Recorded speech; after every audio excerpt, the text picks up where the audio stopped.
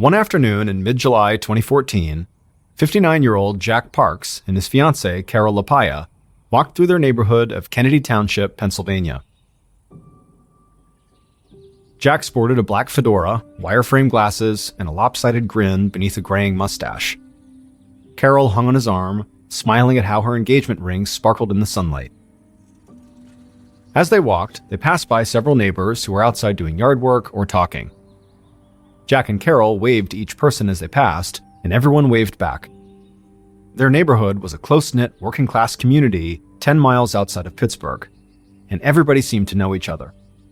In fact, Jack even had family on this street. One of his nephews, Bradley Johnson, lived nearby. As Jack and Carol passed by Bradley's house, Jack slowed down, trying to see if Bradley was home. His nephew had mentioned wanting to talk to him in person about something serious and urgent, but Jack could see that the house was empty, so that conversation would have to wait. Which was fine, because today, Jack and Carol were on a mission. Inside of Carol's purse was a large stack of wedding invitations, and they were on their way to drop these invitations in the mail, which was huge for them, because their wedding had been an unusually long time coming. So Jack and Carol had met at a bar 25 years ago. They'd fallen for each other quickly, but Jack had dragged his feet on proposing. And then, when he had felt ready, Carol was swamped at work. Then Jack was busy. The timing was just always bad, and the longer they put marriage off, the less important it seemed. And anyways, they were in love and totally committed to each other. They didn't need a marriage license to prove that. But last February, Jack's mother had passed away. Her death had made him realize that he wasn't getting any younger, and he really wanted to marry the woman he'd loved for decades. So, a few months ago, he'd finally proposed. And ever since, their days had been consumed with wedding preparations. They had the venue, the dress, and the rings, and now it was finally time to send out the invitations. The couple came to the end of the block and stopped in front of the mailbox. Carol took the envelopes from her purse and then joked that this was their last chance to cross anyone off their invite list. Jack just laughed and said they were not cutting anyone. So Carol pushed the envelopes through the mailbox slot until only one invitation remained. Carol hesitated for a second, looking at the name on that last envelope. It was her nephew, a 22-year-old named Michael LaPaya. She and Jack had been angry at Michael this whole past year. Their broken relationship with him was a sore spot for both of them. So Jack and Carol did not have children of their own, but they'd always doted on their nieces and nephews. When the kids were younger, Jack and Carol would have them over for slumber parties where they'd stay up late watching movies and eating popcorn, and as the kids got older, they'd all stayed close, except for Michael. A few years back, Michael had started drifting away from Jack and Carol and the rest of the family, and getting into lots of trouble. He joined the army, but gotten dishonorably discharged for marijuana possession, and ever since, he'd suffered from PTSD and began experimenting with harder drugs. But that was actually not what caused the rift. Jack and Carol had supported Michael, even through his struggles, until one day the previous September. During a Labor Day party that Jack and Carol had hosted, guests had seen Michael go into the couple's bedroom. And when the party was over, Carol had discovered that her expensive jewelry was missing. Jack and Carol had confronted Michael, who denied taking anything, but they hadn't believed him. They told him he was no longer welcome in their home, and things had been extremely tense between them ever since. But now, Jack and Carol were ready to make amends by inviting Michael to their wedding. So, standing on the sidewalk, Carol took a deep breath and then dropped Michael's invitation into the mailbox. And suddenly, both Jack and Carol felt a whole lot lighter. The invitations were out, and good things were ahead. Jack and Carol turned away from the mailbox and began heading back home. As they reached their driveway, Jack waved to a few men standing directly across the street, outside of a small factory called Silver Star Meats. The workers were outside in their aprons smoking, and they waved back. Jack was about to go over and talk to them when he noticed Carol's irritated expression, and so he thought better of it. Jack liked the guys from the factory, but he knew they made Carol uncomfortable. She hated that they took their smoke breaks so close to their house, and she thought their blood-stained aprons were kind of unsettling. So Jack just turned away, and then he and Carol walked up their porch steps and into their house.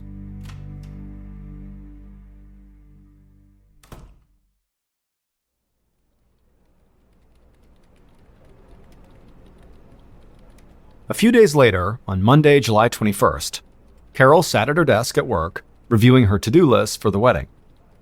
The ceremony was just 6 weeks away, and there was still a lot to figure out.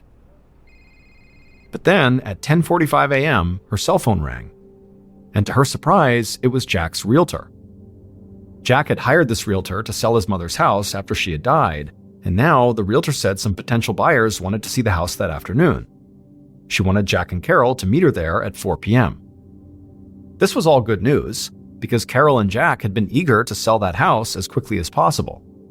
But before hanging up, Carol asked why the realtor called her instead of calling Jack. The realtor said they did call Jack first. He just didn't answer. This seemed odd to Carol. As soon as she hung up, she tried Jack's cell phone, and it rang several times before going to voicemail. She left him a message, then hung up and called the house. And as it rang, she expected to hear Jack's voice any second, but again, the call went to voicemail. Carol just sat there, trying to ignore the sick feeling of dread in her stomach. Jack knew what a worrier she could be, so he always answered her calls. But she told herself that maybe he was in the shower, or maybe outside mowing the grass without his phone on him. He would probably call her back any minute. But the clock kept ticking, and by noon, Jack still had not called. And so Carol tried him again, but he still didn't answer. Frustrated, she dropped her phone back in her purse and just focused on her computer, trying to ignore her mounting anxiety. But by 2:30 p.m., when still Jack had not called, so now it's been 3.5 hours since that first missed call, Carol just couldn't take it anymore. So she left work and began heading straight home. 20 minutes later, Carol pulled up outside of her and Jack's house. And right away, she saw that the garage door was open and Jack's car was inside, which meant he had to be home. Carol felt relieved. She was sure Jack would explain why he had missed her calls, and better yet, they'd still be able to make their 4 p.m. appointment with their realtor. But as Carol got out of her car and started up the walkway, she saw something that made her stomach drop all over again. So Jack and Carol's front porch was enclosed by a gate, and both Jack and Carol always kept the gate closed because their dog was a runner, and they wanted to make sure he didn't get out. But now Carol saw the gate was wide open. Carol rushed through the gate to the front door and turned the knob. But even though the doorknob turned, meaning it was unlocked, the door didn't budge when she pushed on it. That's when Carol realized the deadbolt inside, which they never used, must be locked. And now her anxiety turned to actual fear. Between the deadbolt, the open gate, and Jack not answering his phone, she was certain something had to be wrong here. Carol's hands shook as she dug through her purse for the house key, then struggled to get it into the lock. Finally she did, the deadbolt turned, and the door swung open. Carol stepped inside with her heart pounding, but the house was silent and still. She took a few steps further in, and then her eyes suddenly fell on something under the coffee table inside of the living room. For a second, her brain couldn't even compute what she was looking at. But then, when it clicked, she let out a scream. Because underneath the coffee table was Jack. He was lying face down on the carpet with a pool of blood under his head. Carol rushed over to Jack and shook him, but he didn't move or make a sound. And so in a panic, she found her phone and dialed 911. When the dispatcher picked up, Carol shouted that there'd been some kind of horrible accident. Her fiancé must have fallen and hit his head on the coffee table. And she begged the dispatcher to please send help now. Moments later, police and first responders arrived, and they had to physically drag Carol away from Jack's side. Carol watched as they knelt beside her fiancé and checked for a pulse, but they didn't find one. Carol's world crumbled. She knew Jack was dead.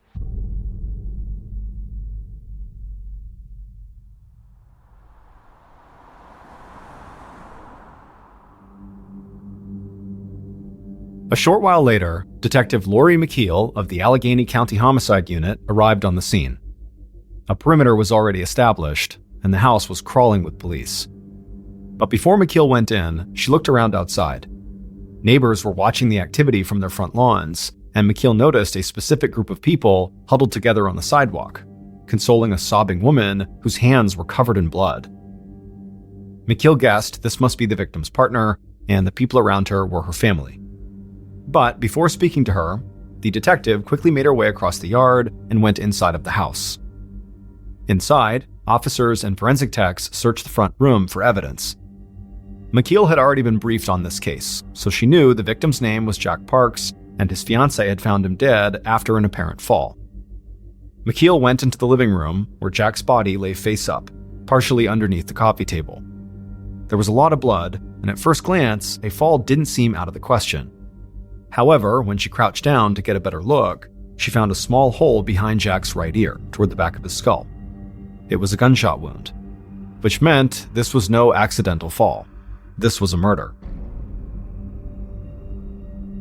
McKeel stood up and told the other investigators nearby to keep their eyes peeled for bullet casings or a gun. Then she continued scanning the house. The house was lived in, but relatively neat, with boxes of what looked like wedding favors stacked in the hall. But when McKeel stepped inside of the master bedroom, she saw this room had been totally ransacked. Dressers were overturned and drawers were pulled out. Several jewelry boxes lay empty and discarded on the carpet. Either this was a robbery, or someone had staged the scene to make it look like one. As McKeel made her way back to the living room, she saw several photos of what looked like a seemingly loving couple about to get married. But McKeel's training told her not to take anything at face value. Every relationship had its problems, and a deadline like a wedding could bring tension to the surface. So before McKeel did anything else, she wanted to speak to Jack's fiancé. If there were any skeletons in the couple's closet, she needed to know about them. Later that afternoon, Detective McKeel sat with Carol in an interview room at the police station. McKeel knew that so far, nobody had told Carol much of anything, including the fact that Jack's death was a murder, not an accidental fall. And from McKeel's point of view, this was a good thing.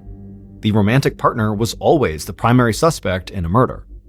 And so McKeel wanted to study how Carol behaved in their interview before she told Carol anything about the investigation. So McKeel started slowly, asking basic questions about Carol's relationship with Jack. But as Carol calmed down and opened up, McKeel began to probe deeper. She asked if either Carol or Jack was getting cold feet about their wedding, and why did it take them so long to get engaged? Were there suspicions of infidelity? What about money problems? McKeel watched Carol for any hint of defensiveness or anger. But while Carol did deny having any problems with Jack, she didn't seem mad at being asked about it. She just seemed confused. So, McKeel decided to ask a question that she knew would increase the pressure, by making it obvious that Carol was now a suspect in a murder. The detective looked into Carol's eyes and asked her if she owned a gun. And at this, Carol froze. After a second, she asked why she was being questioned about a gun when her fiancé had fallen. McKeel stayed quiet and watched as Carol's expression changed from confusion to understanding. Carol just looked at McKeel and said, "Are you saying Jack was shot?" And then, Carol just began sobbing. Even though McKeel could not officially rule Carol out as a suspect yet, she did think Carol's reaction to this was very genuine. So McKeel handed Carol a box of tissues and asked in a gentle voice if Jack had any enemies. Through tears, Carol said no. In fact, if anything, Jack was sometimes too friendly. Recently, Carol said she'd come home to find Jack hanging out in the living room with one of the workers from the factory across the street. Carol said she'd been mad at him for letting a stranger inside of their home. And then after that, Carol just broke into more sobs. McKeel narrowed her eyes as she thought back to Jack and Carol's ransacked bedroom. Crime scene techs were still processing the scene, but it had looked like theft was at least part of the motive. So if Jack really had no enemies and his murder was not personal, then this being a robbery by a stranger, like a factory worker, was a definite possibility. McKeel knew that if Jack and Carol's home really had been robbed during this murder, then whoever did the robbery would likely try to unload the stolen goods quickly. And the easiest way to do that was to sell them to a local pawn shop. So, the day after Jack's murder, McKeel got a list of the items missing from Jack and Carol's home, which included several expensive watches, rings, and other pieces of jewelry, and contacted every pawnshop in the immediate area. But none of them claimed to have any of the missing jewelry yet, so McKeel left descriptions of the items along with her number. McKeel also contacted the City of Pittsburgh Pawn Division, which kept an extensive database of pawned items, and gave them descriptions of the stolen jewelry as well. It was sort of like she was fishing, and so McKeel knew she had to be patient. So, while she waited to hear back, she began looking into the workers from the Silver Star Meats Factory.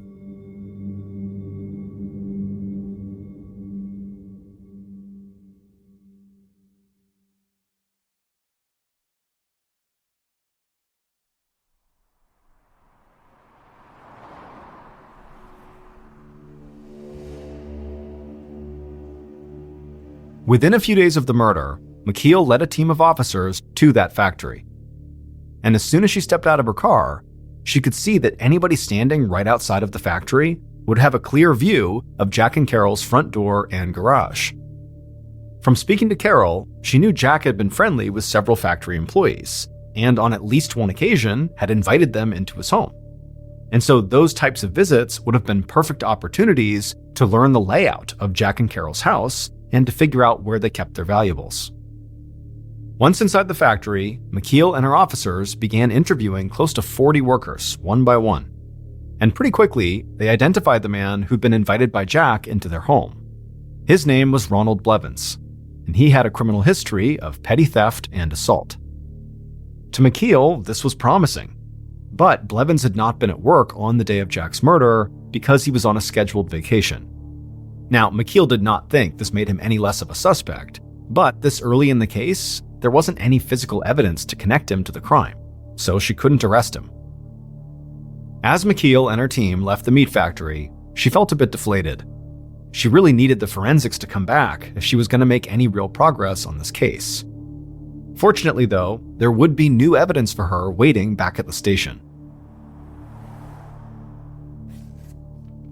A copy of Jack's autopsy report was sitting on McKeel's desk. She opened it and began reading.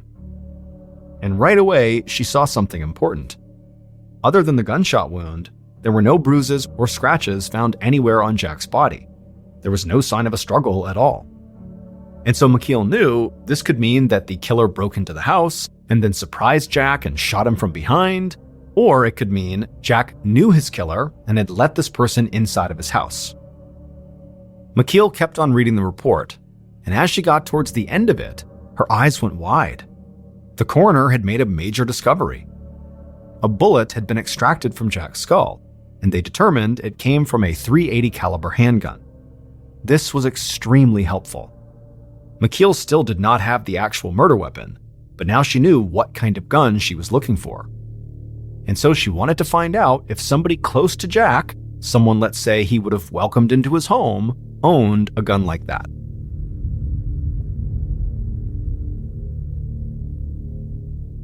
Over the next few days, Detective McKeel interviewed Jack's friends and family, and most of them echoed Carol's comments that Jack got along with everybody. And no one McKeel met with claimed to own a .380 caliber handgun. And so McKeel felt like she was quickly running into yet another dead end.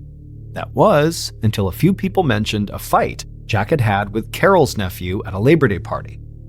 And also folks mentioned that one of Jack's nephews, so a different nephew, was looking to hash out a serious and urgent matter with his uncle in the days right before the murder. The people who mentioned those two nephews said that the nephews had been really close with Jack for most of their lives. But McKeel knew those relationships could have turned bad as soon as jewelry or money got involved. So she went to interview both men immediately.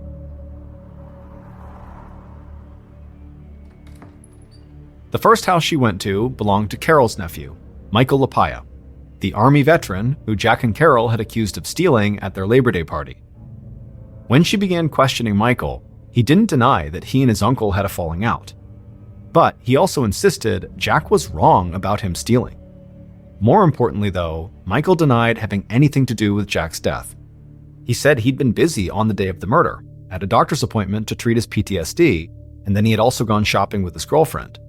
And he showed McKeel receipts to prove it. And also, Michael did admit that he had lots of guns, and he knew how to use them after his time in the military. However, the one gun he didn't own was a .380 caliber handgun. After the interview, McKeel contacted the Veterans Affairs Medical Center and confirmed that Michael attended his appointment on the day of the murder. She was also able to verify that charges had been made on his credit card in a different city around the time of Jack's death. All in all, Michael's alibi seemed solid.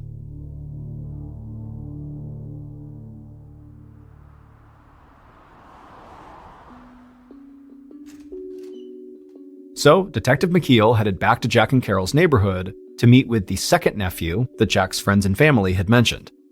This was Jack's nephew, Bradley, the one who lived on the same street and had been apparently wanting to speak with Jack in person about something serious and urgent. Now, from what other people had already told her, McKeel knew Bradley was mad at Jack for selling his mother's house, because Bradley thought the property should stay in the family. She also knew Bradley and Carol didn't really get along. To McKeel, this sounded like a pretty deep-rooted dispute, and she expected Bradley to be cagey when they spoke about it.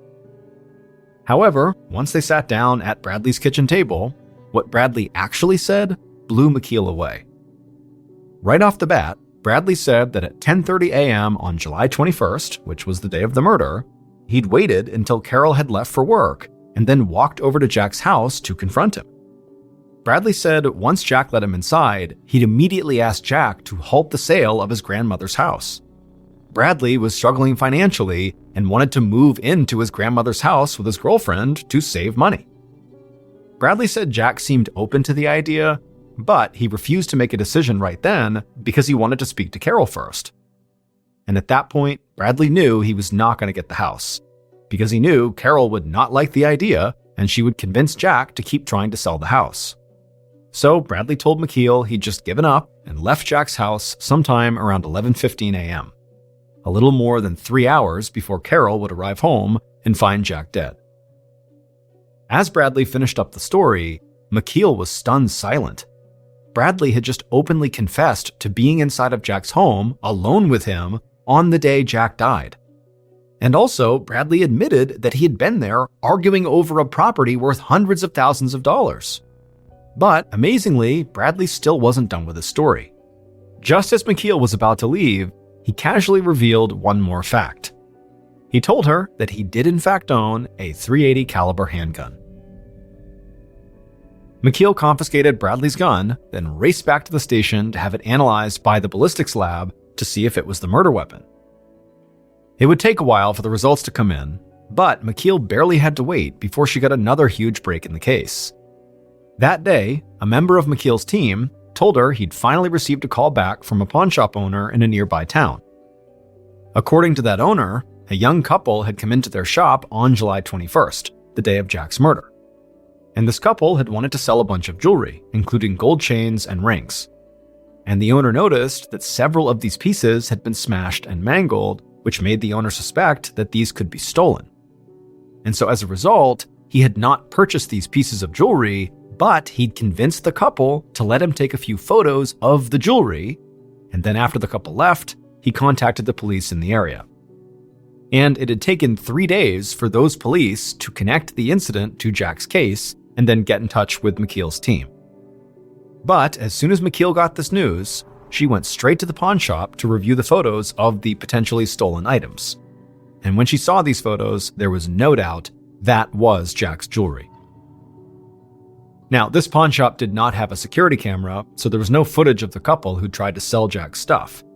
But McKeel showed the pawn shop owner some photos of local criminals along with dozens of people of interest in Jack's murder case, which included Jack's nephew Bradley. And as these pictures were being shown, the owner suddenly stopped McKeel and pointed out one person in particular and said, "Yep, that's the man I saw." And to McKeel's surprise, it was not Bradley.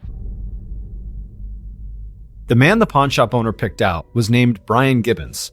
He had a record of theft, and the police knew of him, but they hadn't remotely considered him as a suspect in Jack's murder because Brian had no known connections to Jack. But now, armed with this new information, McKeel left the pawn shop and headed to Brian's house. And as soon as Brian saw her, McKeel could tell she'd taken him by surprise. Brian denied having any knowledge of the murder, but when McKeel looked in his bedroom, It was absolutely littered with purses and jewelry. None of the items belonged to Jack or Carol, but a lot of the stuff had been reported stolen. This meant McKeel could charge Brian and hold him in custody while she looked for a connection to Jack's case. And so that's what McKeel did. She arrested Brian for theft. However, she still wasn't totally sure if he'd actually played a role in Jack's murder. McKeel had basically convinced herself that Jack's nephew, Bradley, was the killer. But now, Brian had come out of left field, and he seemed like an equally strong suspect. And so McKeel wondered if maybe these two men had worked together, with Bradley actually committing the crime and then passing off the jewelry to Brian to sell. But McKeel had no evidence that these two men even knew each other. And until the ballistics results came back, she didn't even know if Bradley's gun was the murder weapon. It was like suddenly McKeel had gone from having a case full of dead ends to having a case with too many good suspects. It would take another week before the final piece of evidence fell into place. On August 4th, 2 weeks after Jack's death, McKeel got a call about a second pawn shop, where a young man had stopped in the day after the murder trying to sell a bunch of damaged jewelry. Unlike at the first pawn shop, the employee at this one had not realized the jewelry was stolen, so he had bought it. Police had already examined the jewelry and confirmed it belonged to Jack. But the most important thing about this pawn shop was that it did have a security camera. And when McKeel watched that footage, she knew who killed Jack.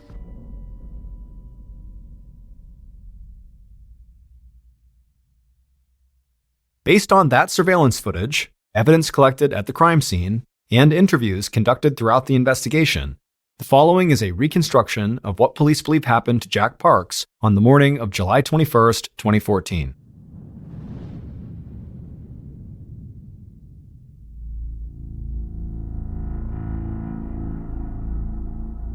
That morning, the killer woke up in agony. They lay in bed for several minutes, drenched in sweat. Their cramps were getting worse.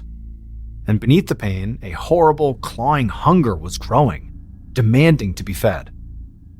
From the next room, their partner shouted that they were heading off to work. At this, the killer scrambled up, yelling for their partner to wait.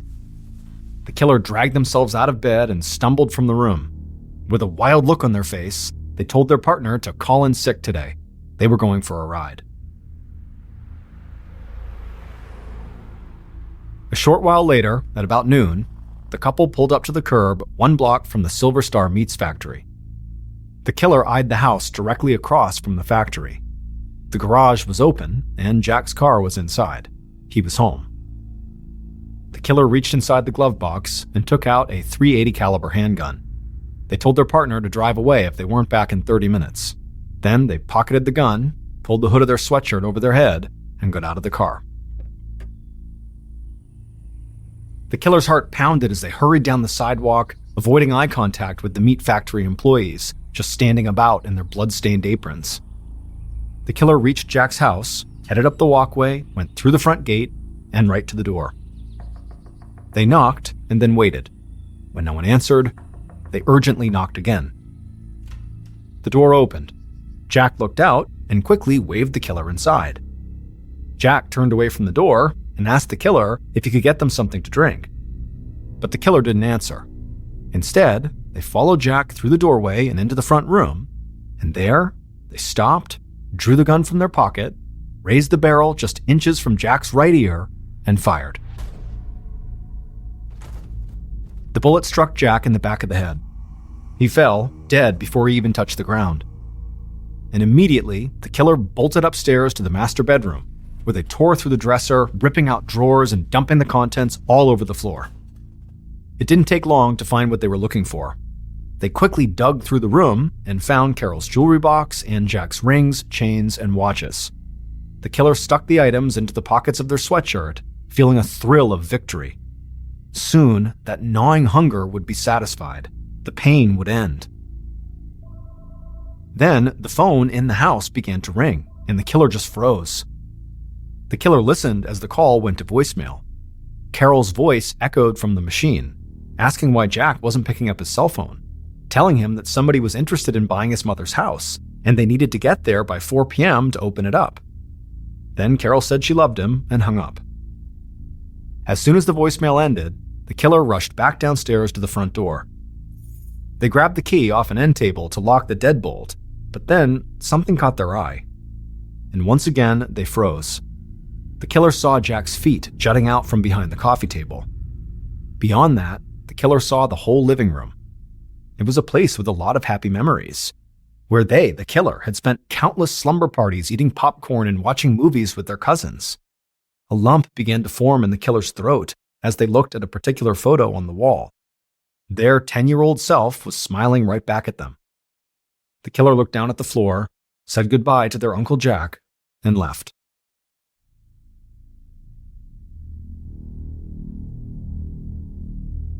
Jack's nephew, Bradley Johnson, had been high on Detective McKeel's suspect list.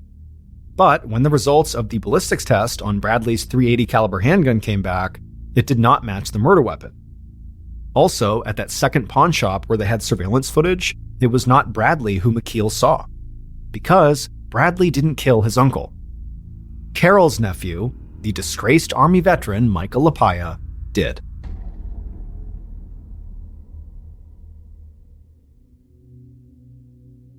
It would turn out Michael had been really struggling since his dishonorable discharge from the Army, even worse than some of his family knew. He'd started using heroin and begun stealing to support the habit. And as his addiction worsened, Michael became increasingly desperate for cash. And in July 2014, he saw a quick way to get it, by killing Uncle Jack and stealing his jewelry. Jewelry Michael pawned the next day for just a little over $1,000. Once Detective McKeel saw Michael on that pawn shop surveillance footage, she was sure she'd found Jack's killer. And soon after that, she dug into Michael's phone records and discovered that his phone had pinged off a cell phone tower near Jack's house around the time of the murder, not long before Michael had gone shopping with his girlfriend and to his medical appointment just to give himself an alibi. Eventually, Michael would confess to what he'd done.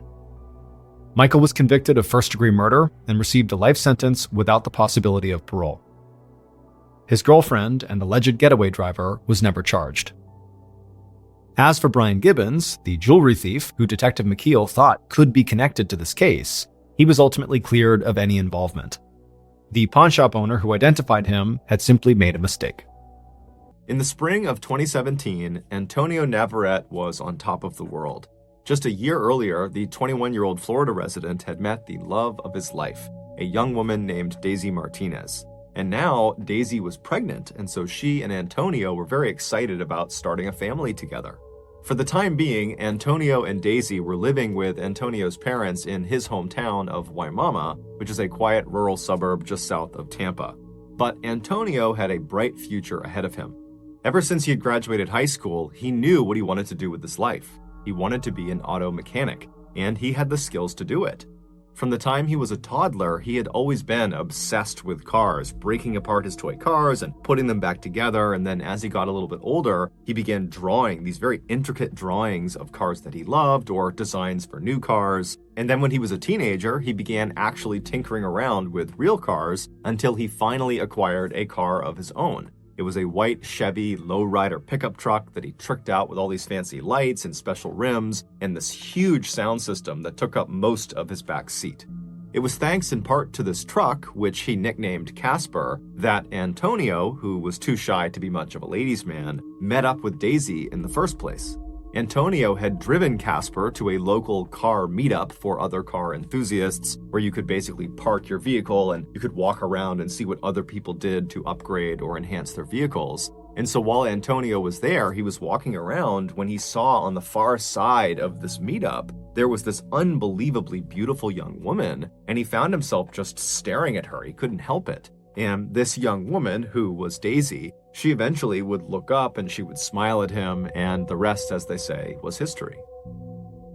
6 months later, not long after Daisy had moved in with Antonio at his parents' house, and the couple had announced to their delighted families that they were going to have a baby, Antonio got yet another good piece of news.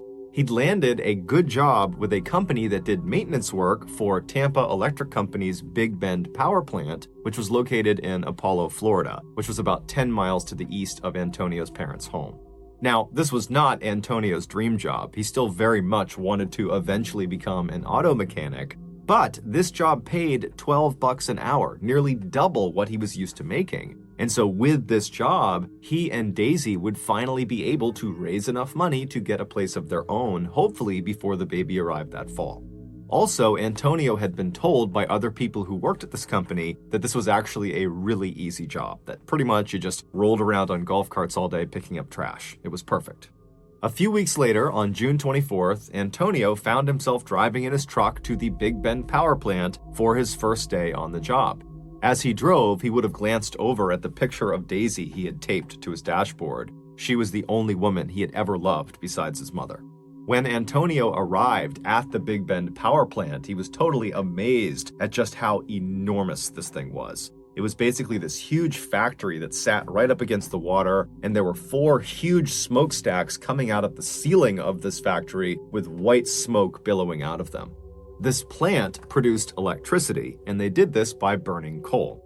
This process was done in 4 distinct units that were inside of this factory that Antonio was looking at. And each of these units is comprised of a humongous boiler, which is basically a 12-story tall oven. And so coal is loaded into this huge boiler, and it burns at the bottom of the boiler, creating some steam. And that steam goes up the boiler and begins to turn these huge turbines, creating the electricity. And then the steam just continues up the boiler and then out its respective smokestack into the air. In newer units, the airborne ash, which is a natural byproduct of burning coal, is captured inside of the boiler. But at Big Bend, 3 of their 4 units were built in the 1970s, so they were older models, and they did not capture the airborne ash inside the boilers. Instead, the ash would get heated up so much that it would melt and turn into a substance called slag, which basically is molten lava, like the stuff that comes out of volcanoes. That's what slag is. And so as this slag kind of builds up inside of the boiler, it would go through this man-sized hole at the very bottom of the boiler, and right below that hole is this 30-foot tall water tank called a cooling tank. And this red-hot slag, it basically dumps down into that water, which cools it off, turning it into these kind of glassy rocks. And then they settle at the bottom of this 30-foot cooling tank, and at the bottom of the cooling tank is this grinding mechanism that pulls these hardened, cooled-off little boulders of slag into it, and it crushes them up and spits them out on the other side as little tiny bits of slag chips. And then these chips get sold for use in everything from sandpaper to roofing shingles. So after Antonio had spent several minutes just admiring this gargantuan building he would be working in, he gathered up his things, he hopped out of his truck, and he headed toward the front doors. That day, and the next couple of days, were very uneventful for Antonio. He basically just sat in a break room and watched videos about safety and training, and then when he wasn't doing that, he was out trying to navigate around the inside of this huge factory, which was basically this huge maze, and he found very quickly that it was a very hazardous place to work, as there were huge trucks moving around inside of it, it was super loud, and there was just heavy machinery operating constantly all around you. But after several days of just kind of walking around and asking people what things were, Antonio felt like he had a pretty good handle on the layout and also on what his job would entail. On Thursday, June 29th, so just 4 days into doing this new job, Antonio woke up in his parents' house in a really good mood because the next day, that Friday, Daisy was going in for an ultrasound and they were going to find out whether their baby was a boy or a girl, and he was very excited about this. And so Antonio came downstairs, he grabbed a quick bite to eat, and then he kissed Daisy on the cheek, and he headed outside into his truck and began the commute to work. A few hours later, Antonio's mother was in the grocery store when she pulled her phone out of her purse, and she noticed Antonio had called her and she missed it, but he had left a voicemail. And so she played the voicemail and then put the phone to her ear. And what she heard was quite possibly the most traumatic thing a mother could ever hear from their child. After leaving the house that morning, Antonio drove all the way to work, no problem. He parked in the lot, he went inside the building, and initially the day was like any other day. He just kind of drove around the facility and picked up trash, and that was it. But just a couple of hours into his shift, 2 fairly significant issues arose simultaneously inside of Unit 2. In the boiler, the slag that was building up had somehow created a sort of plug over that man-sized hole where the slag was supposed to dump into the water chamber. And so as more and more slag was being created as the ash melted, it wasn't draining into that chamber. And so all of this slag was just building up on top of itself inside of the boiler. And then in the water chamber, completely unconnected from the issue in the boiler, the slag that had fallen into the water chamber, that had cooled and settled at the bottom, it had landed in such a way that it actually blocked the grinding mechanism. And so none of the cooled slag boulders and rocks were being ground up and expelled out the other side. And so they needed to fix these two issues quickly, otherwise Unit 2 would become basically ineffective. Now, the safe way to fix these two blockages would be to start by turning off Unit 2's boiler. And then once it was off, you could drop dynamite into the boiler itself and break up the blockage over the man-sized hole, and you could send a team into the water chamber after you drained it to chip away and move the blockage over the grinding mechanism. However, turning a boiler off at a power plant is extremely expensive. And so the Tampa Electric Company decided, you know what, let's just have them fix these blockages without turning the boiler off. And so at 4 in the afternoon, a senior plant manager rounded up 5 other employees, which included Antonio, to come with him and do these repairs inside of Unit 2. And so the plan was to empty all the water from the cooling chamber of Unit 2, and then once it was empty, they would open something called the doghouse door, which is on the outside of the cooling chamber towards the bottom. They would open that up, giving them a line of sight into the bottom of this cooling chamber where that grinding mechanism was, where all those slag rocks had kind of come to a stop on top of it, and they would fire water cannons into the bottom of this cooling chamber to attempt to dislodge these slag rocks off of the grinding mechanism. And then after they cleared that blockage, they would shut the doghouse door and they would somehow deal with the blockage inside of the boiler. But that felt like a secondary issue. They needed to make sure the grinding mechanism was cleared before they did anything else.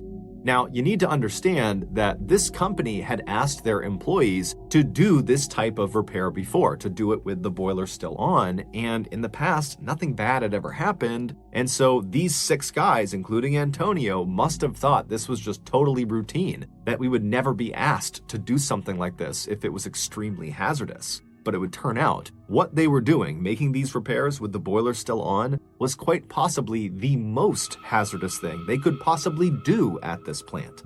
But either way, the 6-man team made their way over to Unit 2, and they began taking up positions with their water cannons right in front of the doghouse door. Antonio's job for this operation was actually not to be involved in getting the slag free. He was just going to be there to clean up during and after the operation. And so he stood kind of in front of the doghouse door, but maybe 10 or 15 feet back, just kind of standing back, watching the other guys do their jobs.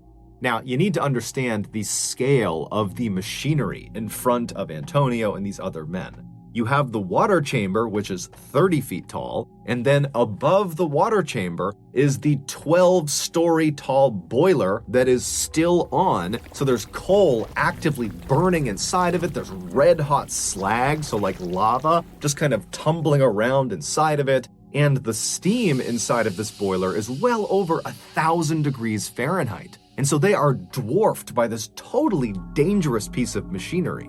But eventually, their operation begins. The senior plant manager has the water chamber drained, and then after it's empty, they open the doghouse door, and Antonio watched as the other 5 men took turns with their water cannons, firing them through the store at the big slag rocks that are sitting on top of the grinding mechanism. And it wasn't really working that well, but they were starting to make some progress. And Antonio likely was just kind of getting bored waiting for this to be over because there really wasn't much for him to do. There wasn't much cleanup. And then as he's standing there, something horrible happened. Because the boiler had been left on, all that ash was still getting melted and turned into slag. And the slag was not being drained because that plug had formed over the man-sized hole in the boiler. And so you have all this slag that's building up. It's getting heavier and heavier and heavier. And about 20 minutes into their cleanup operation, the weight of all that slag broke through that plug, immediately creating an opening where all this red-hot slag, this lava, came tumbling down. It rebounded on the back end of the empty water tank and shot out of the doghouse door like a tidal wave of hellfire. And in seconds, thousands of gallons of this lava-like substance was all over all 6 men. It was like a wave going over them. And then after the slag hits the ground, they were all standing in 6 inches of basically lava that stretched in 40 feet in any direction. Now, unlike trying to run in, let's say, mud or deep water where you're just kind of moving slowly, every step you take in this slag, basically your foot melts into the slag. So with every step, your shoe melts, then your skin melts, then your bones melt into this substance. And so all these men, after immediately being hit with this stuff and catching on fire, literally, they likely tried to start running, but it was like their bodies were slowly consumed by this slag feet first. And so Antonio tried to run like the rest of them, but he couldn't go anywhere and he fell onto the slag. So he's laying on his side, and as he's melting and burning to death, he reaches into his pants pocket with his free hand and he pulls his phone out and he calls his mother. She doesn't pick up, and so he leaves her a voicemail, and all he says is, "Mom, I'm burning. Please call the cops. Please, Mom." And in the background of this voicemail, all you hear is the hissing sound of the steam and slag pouring out of the boiler. In total, 5 of the 6 men that were a part of this repair operation would be killed from this tidal wave of slag. Antonio would be one of them. Tampa Electric would end up paying out a settlement to each of the families of the deceased.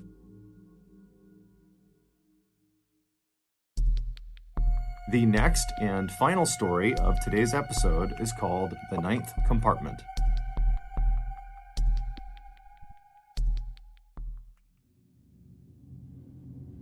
On the morning of August 12, 2000, 33 of Russia's best naval warships stopped inside of a particular section of the Barents Sea. The Barents Sea is this 800-mile stretch of freezing water up in the Arctic Circle just northwest of Russia, and these 33 ships were in this stretch of water for this huge military training exercise. Basically, they were going to run through some war game scenarios, where, for example, one ship would pretend to be an enemy combatant, and the other ships would work on locking onto that ship and firing at them. But of course, they wouldn't use real missiles or torpedoes, they would use duds that didn't actually explode. And so around 9 a.m., the man who was in charge of this entire operation, his name was Admiral Popov, and he was actually on board one of these 33 ships. He authorized one of the submarines that was out there to shoot 2 of their dummy torpedoes at a target, an enemy combatant, which was actually just one of the other ships. And so as soon as he did this, he was authorizing the start of this multi-day long exercise. And so all day and all night, they're doing these war game scenarios. And by the following morning, so 24 hours into this exercise, Admiral Popov stepped away from the action to speak with Russian reporters on the phone. And during this interview, he tells them that so far, the training exercise is going exactly to plan and that it looks like it will ultimately be a huge success. However, there was a problem. At the same time, Admiral Popov is giving his remarks to the reporters about how well this exercise is going, the family members of some of the crews that were out there as part of this exercise, they heard a rumor that the exercise was not going to plan, that in fact, something bad had happened to one of the ships. But none of the family members had any more information beyond that. Even though this rumor was just that, a rumor, the family members of these crews that are participating in this exercise, they naturally became very worried. And so they all, that morning, began calling the naval base where the 33 ships had originated, asking for more information. And the phone operator on the base that was receiving all of these calls that morning, at first was telling these family members that, no, nothing's going on, I haven't heard anything, there's no issues. But eventually, this phone operator let slip that, in fact, they too had heard the rumor that something bad had happened, and they think it actually might be true. But when this family member who heard this pressured the phone operator for more information, the operator clammed up and said, I can't give you anything else. And so at that point, the family member hung up the phone and called the media and told them what was going on. And the media, as soon as they had the story, they went right to Admiral Popov and they said, hey, can you address this rumor? And he didn't. He did not respond to any of the media's inquiries. And in a weird way, that was kind of reassuring to the family members of these crews, because they're thinking, if Admiral Popov is just kind of ignoring this rumor and he's staying out there out on the Barents Sea still conducting this exercise, then certainly nothing bad could have happened, right? And so for the rest of that day, Sunday, the family members of these crews and the media just kind of did nothing, because there wasn't anything else to do besides wait to see if there was any new news coming out of this exercise. And the following day, on Monday the 14th, so 48 hours after the start of this training exercise, there would be news. Russian officials would go on TV and they would address the rumor by saying, well, yeah, it is true. Something did happen out during this exercise. The Kursk, which was the name of one of the submarines that was one of the 33 ships that was part of this exercise, they experienced some minor technical difficulties that forced them to ground their vessel at the bottom of the Barents Sea. But don't worry, this is normal. We're in touch with them through the radio. Everybody is fine. We are pumping air and power into their submarine, and before long, we will have them back on the surface. There's nothing to worry about. Now, naturally, the family members of the Kursk crew specifically, they panicked when they heard this, because even though the government is acting totally confident that everything is fine, they did not feel confident that everything was fine. Their family members are trapped on the bottom of the ocean. But at the same time, they remembered the Kursk, the actual submarine, was a very special and very safe submarine. The Kursk was quite literally Russia's best ship. They had spared no expense on it. It was extremely expensive. And it was massive. It was bigger than 2 football fields put together. And it was constructed out of this very specialized, highly reinforced steel that allowed it to take a direct hit from a torpedo and just keep on going, no problem. It was also outfitted on the inside with all the latest and greatest technology. And so if you were going to be stuck at the bottom of the ocean inside of a submarine, you would want to be stuck inside of the Kursk. And so the families took solace in that. But over the next couple of days, despite the government reassuring everybody in the news that everything was fine, it's totally minor, we're going to have the Kursk up in no time, despite all that, the Kursk still had not been raised to the surface. And the government was not giving the families or the media any new information. And so in this kind of void of no real information, the families began to panic and the media began to speculate. Did the Kursk really suffer from minor technical difficulties like the government was saying, or was this something more serious? This question would be answered on August 21st, so 9 days after this training exercise had begun, when a Norwegian dive team, they were out there to assist in the recovery effort, they were able to dive down to the Kursk, and they actually got inside of the submarine through an escape hatch. An escape hatch is like this watertight closet that kind of sits on the outside of the submarine, and it allows people to go in and out of the submarine without flooding it. And once these Norwegian divers got inside of the Kursk and had a look around, they were totally shocked at what they saw. While the exact details of what happened inside the Kursk are still debated today, and probably will be for some time, there is one aspect of the story that is more or less universally accepted. And that is what happened inside of compartment number 9. The Kursk was divided into 9 watertight segments called compartments. Number 1 was at the front of the submarine, and then it went 2, 3, 4, all the way down to 9 in the very back of the submarine. And the reason we know what happened inside of compartment number 9 is because a 27-year-old Kursk crew member, Dmitry Kolesnikov, told us.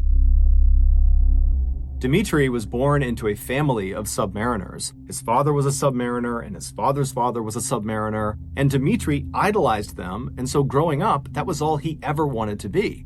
And in the late 1990s, his dream would become a reality when he commissioned as a naval officer in the Russian Navy and was given orders to serve on board the Kursk.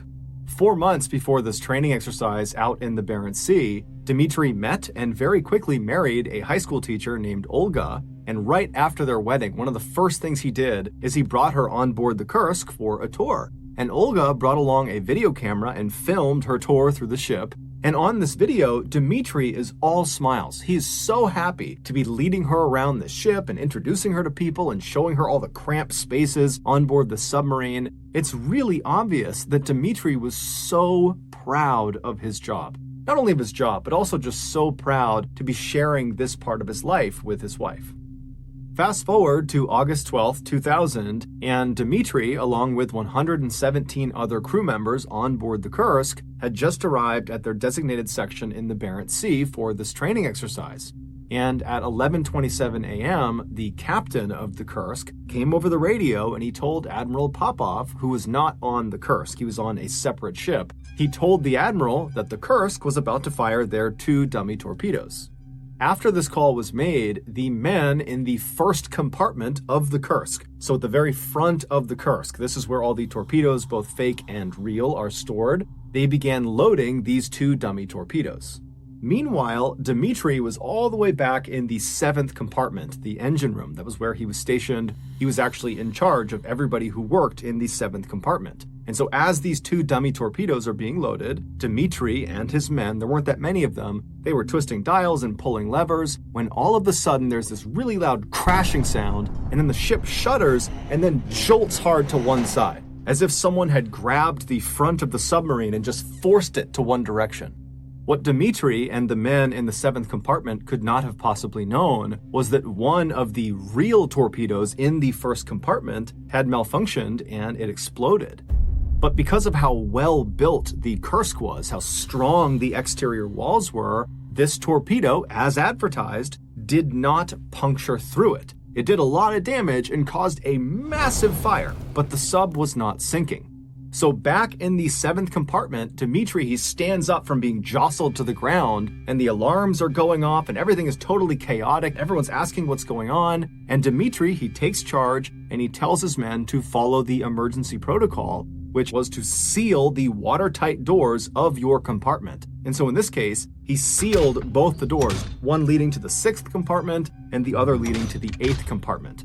There's a lot of reasons for why they do this, but in essence, if there's a leak somewhere in the submarine, by sealing off your compartment, you protect yourself from being flooded.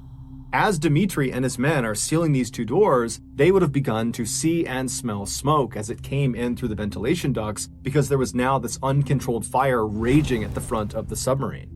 They also would have felt the submarine suddenly pitch upward at a very steep angle as the captain of the Kursk desperately tried to surface. But before they could reach the surface, that uncontained fire reached the other live torpedoes and it set off this almost instantaneous chain reaction of explosions.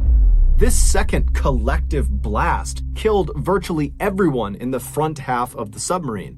Either the blast itself blew them apart, or once this hole in the front of the submarine, because the second blast did puncture the walls, once that hole was created, all this Arctic water began flooding into the submarine. So if you didn't get killed by the blast, you very quickly drowned. The only people who survived the first and second explosions were anyone in the 6th compartment going backwards, so 6, 7, 8, and 9. And so Dmitry and the other men in the 7th compartment, they would have been definitely badly shaken up from that second explosion. That completely rocked the submarine and sent them tumbling all over the place, but they would have been very alive and very aware of the terrible situation they were in. And so I would imagine that Dmitry and the others tried to grab onto any of the piping or anything they could as the submarine, because the control tower has been destroyed, just angled straight down and began careening downward.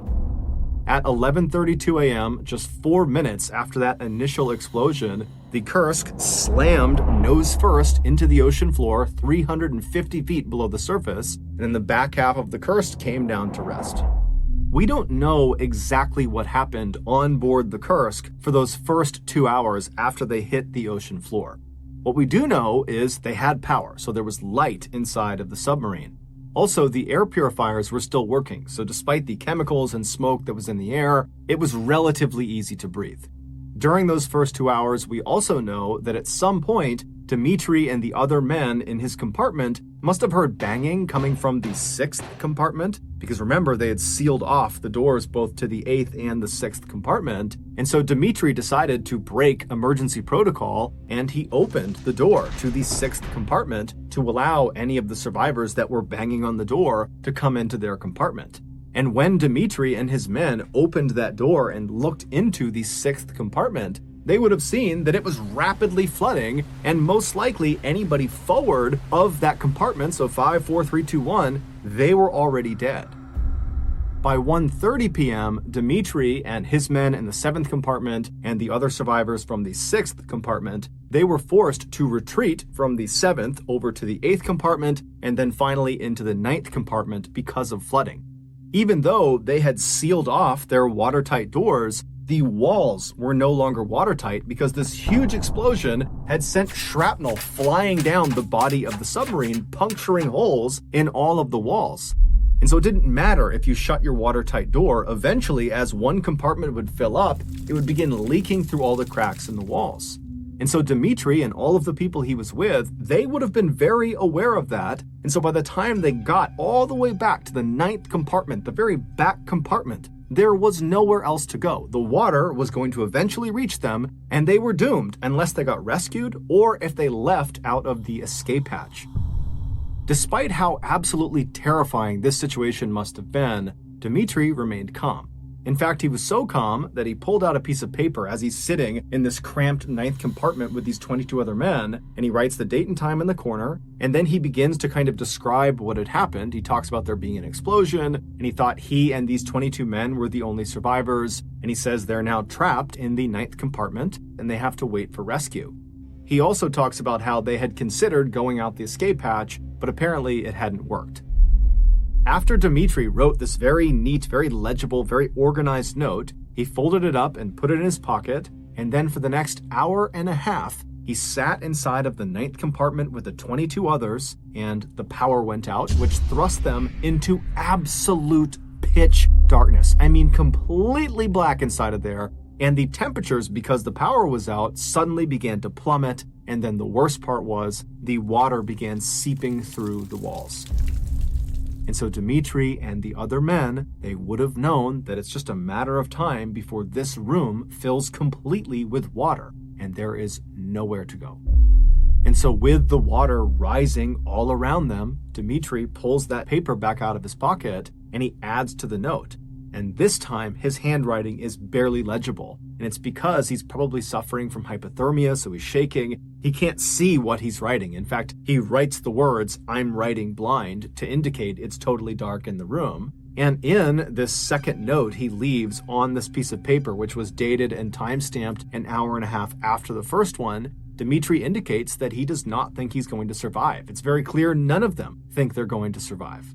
Then, with the remaining space on this piece of paper, Dmitri writes this very loving and very thoughtful message to his wife and his family saying goodbye, and then his final words on this note are, "Regards to everybody, no need to despair, Kolesnikov." After he wrote this second message on this note, he folded the paper up, put it in his breast pocket, and then in total darkness, listening to the sound of water rushing into the room, he and the other 22 damned souls prepared to die. We don't know how long Dmitri and the other 22 men survived in compartment 9, but experts say the entire Kursk submarine was completely flooded 8 hours after the initial explosion. One of the most heartbreaking aspects of this case is that Dmitri and these 22 other men could have potentially been saved if the Russian response was a little bit more urgent and coordinated. Despite 2 of these ships, including the ship that Admiral Popov was on, hearing and feeling the second explosion that the Kursk experienced, nothing was done about it. It was reported, but no one really did anything. And then when no one could get in touch with the Kursk after they had said they were going to fire those 2 dummy torpedoes, everybody else, all the other ships, Admiral Popov, they all just said, you know what, I'm sure it's just their radios and they're fine and they'll be in touch soon. And so it wasn't until later that evening when the Russian Navy even figured out there was a major problem with the Kursk, that the Kursk has vanished. And then it would be several hours before they even got a rescue submersible in the water down to the Kursk. And then once it was down there, they could not latch onto the escape hatch on the submarine. And so even if there were survivors inside of the submarine, they would not have been able to exit into this rescue submersible. And so for days and days, the Russians struggled to try to get inside of the submarine and kept turning down foreign aid from Norway, from America, from Great Britain. And then finally, 9 days after the Kursk had sank, the Russians did accept foreign aid, and that's when the Norwegian dive team, they went down and they were able to open up the escape hatch. And when they went inside the submarine, they saw it was completely flooded. There were bodies floating everywhere. And that's when ultimately Dmitri's body was found, and they found that note tucked in his breast pocket. Russia would go on to award the entire crew of the Kursk with the Order of Courage, which is a very significant military award. And the families of the crew of the Kursk were given 10 years' salary each. They were also given free housing in any Russian city, and their children would all have their college education paid for.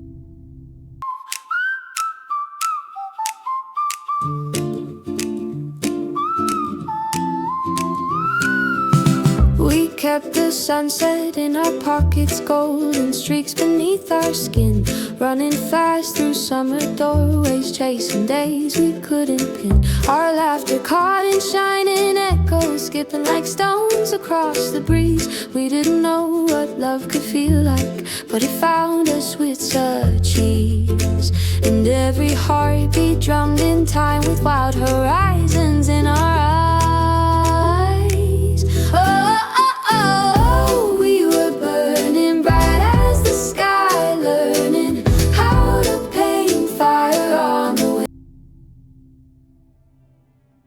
Thank you for listening to the Mr. Ballin podcast. If you got something out of this episode and you haven't done this already, please invite the 5-star review button to go on a long bike ride with you. But before you leave, replace the water in their water bottles with hot dog water.